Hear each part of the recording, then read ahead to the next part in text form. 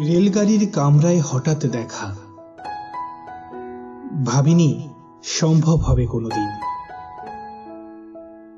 আগে ওকে বারবার দেখেছি লাল রঙের শাড়িতে, ডালিম ফুলের মতো রাঙা। আজ পরেছে কালো রেশমের কাপড়, আঁচল তুলেছে মাথায়, দোলন চাপার মতো চিকন গৌর মুখখানি ঘিরে।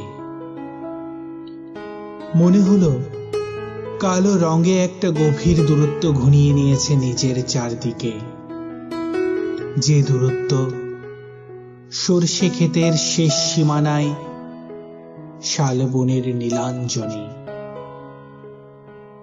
থমকে গেল আমার সমস্ত মনটা। চেনার লোককে দেখলেন অচেনার গাম্ভীর্যে।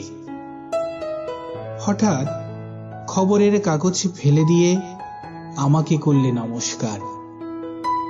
সমাজবিধির পথ গেল খুলে। আলাপ করলেম শুরু। কেমন আছো, কেমন চলছে সংসার, ইত্যাদি। সে রইল জানালার বাইরের দিকে চেয়ে, যেন কাছের দিনের ছোঁয়াচ পার হওয়া চাহনিতে। দিলে অত্যন্ত ছোট দু একটা জবাব, কোনোটা বা দিলেই না। বুঝিয়ে দিলে হাতের অস্থিরতায় কেন এসব কথা, এর চেয়ে অনেক ভালো চুপ করে থাকা।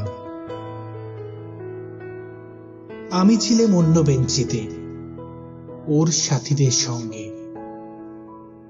এক সময়ে আঙুল নেড়ে জানালে কাছে আসতে, মনে হলো কম সাহস নয়।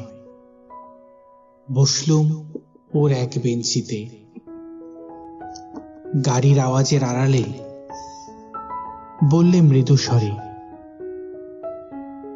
কিছু মনে করো না, সময় কোথা, সময় নষ্ট করবার? আমাকে নামতে হবে পরের স্টেশনেই।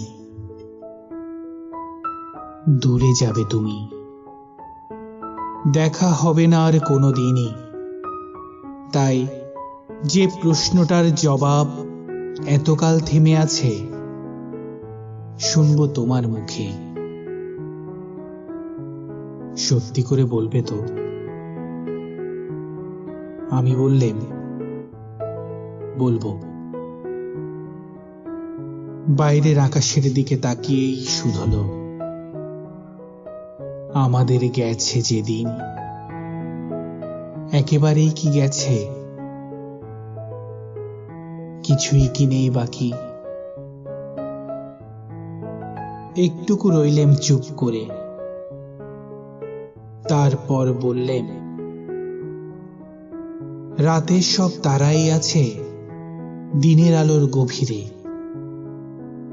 খটকা লাগলো, কি জানি বানিয়ে বললাম নাকি। ও বললে, থাক, এখন যাও ওদিকে। সবাই নেমে গেল পরের স্টেশনে। আমি চললেম একা।